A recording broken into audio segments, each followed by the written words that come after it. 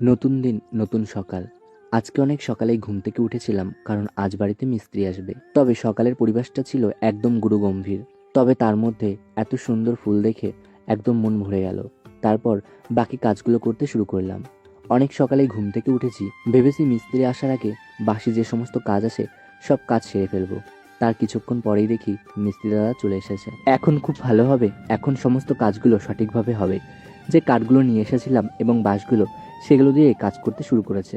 এর মধ্যে ভাইও ঘুম থেকে উঠে পড়েছে। আজ ভাইও সকাল সকাল উঠেছে। বাজার থেকে পেরেকসহ যে সমস্ত জিনিস নিয়ে এসেছিলাম সবকিছু দিলাম। তবে এখন বলছে যে রড বাঁধার তার দরকার। সেই কারণে আমি বেরিয়ে পড়লাম রড বাঁধার তার কেনার জন্য। যদিও আজ রডের কাজ হবে না, আজ কাঠের কাজ হবে। তবে কাঠগুলো বাঁধার জন্য এই তার দরকার। বাড়ি আসা মাত্রই আমাকে বলল কোনো টেবিল থাকলে দিতে, কারণ এর উপরে উঠে নাকি কাজ করবে। আমাদের তো এই টেবিলটাই আছে, সেই কারণে সমস্ত বইগুলো নামিয়ে নিলাম, কারণ কাজের জন্য দরকার, সেহেতু আমাকে দিতেই হবে। তারপর তারা রিংটন ঢালাই করার জন্য কাঠ পেটাতে শুরু করলো এবং আমি চলে আসলাম রান্না করতে। বেশ ভালোই হবে, আজ আমাদের কাজ হবে। কাজ হবে হবে করে দুদিন কেটে গেছে, তবে আমাদের কাজ শুরু হয়নি। আজকে বেশ ভালো লাগছে যে কাজ শুরু হয়েছে।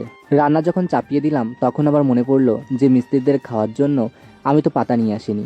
আসলেই আমি পাতায় করে খেতে দিই, সেহেতু অনেকটাই সুবিধা হয়, কারণ থালায় খেতে দিলে সেটা আবার ধোয়া আরও অনেকটা ঝামেলার বিষয়। তাই ভাবলাম যে আমি পাতাতে করেই খেতে দিই, তাহলে আমরাও খাবো, তাহলে অনেকটা সুবিধা হবে এবং খাটুনিও কম হবে। আজ বেশ ভালোই গরম পড়েছে, জানি না কেন কয়েকদিন ধরে খুব গরম। এখন মনে হচ্ছে শীতের দিনই বোধহয় বেশি ভালো ছিল।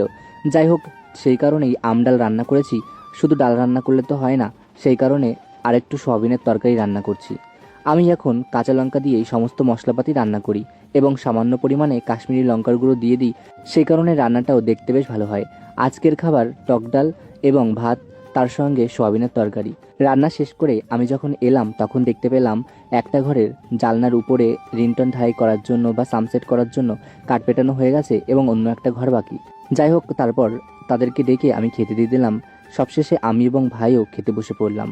আমডাল দিয়ে খেতে কিন্তু বেশ ভালো লাগে, অন্তত এই গরমের মধ্যে একটা ভালো খাবার। কাঠ গোছাতে, বাঁশ গোছাতে এবং বিভিন্ন দোকানে যেতে কতবার যে ছোটাছুটি করতে হয়েছে তার কোনো ঠিক ঠিকানা নেই। তারপর আমরা খেয়ে দিয়ে আমিও মিস্ত্রিদের সঙ্গে হাতে হাতে কাজ করতে শুরু করি। সত্যি কাঠেরও যে কত ভাগ থাকে, আজকে কাজ না হলে বুঝতে পারতাম না। রিংটন ঢালাই করতে অনেক রকমের কাঠ দরকার, তবে যে কাঠগুলো আমি ভাড়াতে নিয়ে এসেছিলাম সেই কাঠে হবে না।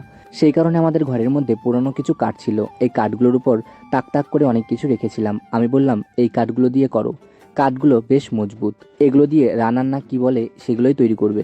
তারপর আবার বাঁশও কম পড়েছে, তবে সেটাতে কিছু হবে না, কারণ আমার টিনের ঘরে যে বাঁশগুলো ছিল বা বাঁশের খুঁটিগুলো ছিল সেগুলোই ব্যবহারে কাজে আসবে। দেখো, এই ঘরটা সম্পূর্ণ হয়ে গেছে, শুধুমাত্র সামনের সানসেটটা বাকি। আর মিস্ত্রি দাদারা বারবার বলছিল এই ছোট ঘরের মধ্যে সানসেট দেওয়ার দরকার নেই। এখন নাকি কেউ ঘরের মধ্যে সানসেট তৈরি করে না। তবে ছোট ঘরের মধ্যে যদি সানসেট না তৈরি করি, ছোটোখাটো জিনিসগুলো কোথায় বা রাখবো? যাই হোক, একটা করে সানসেট হয়েছে, এখনও অন্য ঘর বাকি। এইটুকু কাজ হয়েছে, বাকি কাজ কাল হবে। আজকে বেশ ভালোই কাজ হলো।